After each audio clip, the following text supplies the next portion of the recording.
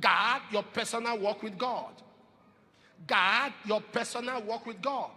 Any job that will take church time, don't take it. Guard your personal walk with God. You want good success? It doesn't matter how much they will pay you. And the job will take church time, don't take it. Guard your walk with God. Now listen.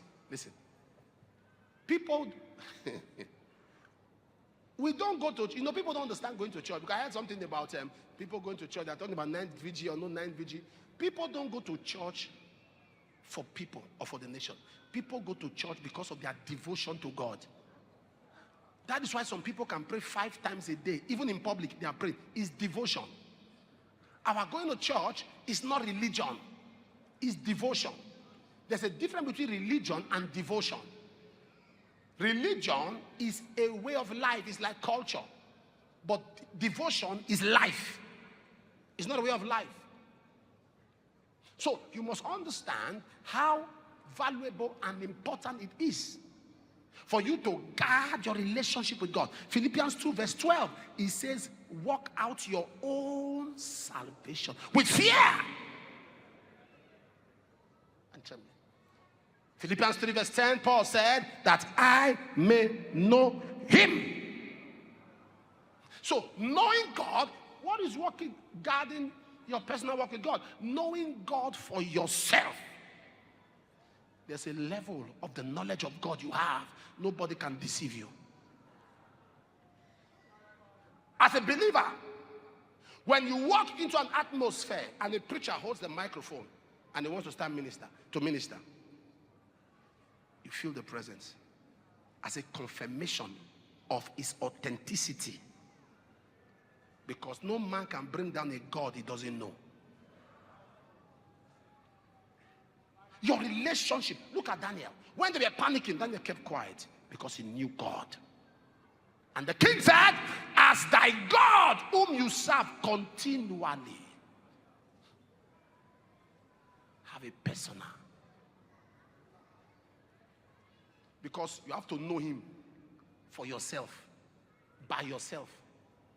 Because a time will come in your life, it is your knowledge of God that will beam the light on anywhere you go. What's your personal relationship with God? What's your prayer altar that you wake up today in the morning, you pray, you study scripture, you have a personal devotion. You say, I'm doing so and so chapters of the Bible a day. 1 chapter, 2 chapter, 3 chapter. I'm praying for 3 hours, I'm praying for 4 hours. Personally. Do you know there are people you think are normal?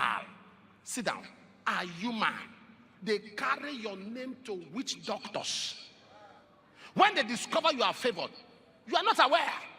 Carry your name to diviners, enchanters. What keeps you is your relationship with God. Your relationship. What is your relationship with God? You pray today, you don't pray tomorrow. You pray tomorrow, you don't pray till next week. You pray next week, you don't. What kind of rubbish? What kind of nonsense? If you want to be a Christian, be a Christian. It was the nonsense Elijah saw. He said, if God is God, serve him. He's by, serve him. What is this? Sunday morning church, Sunday evening club. You walk quiet, it's quiet what you are wearing now. But evening,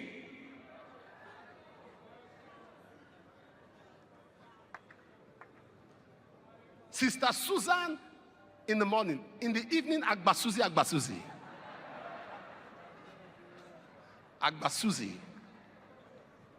If God is God, if Baal is Baal, make your choice to God.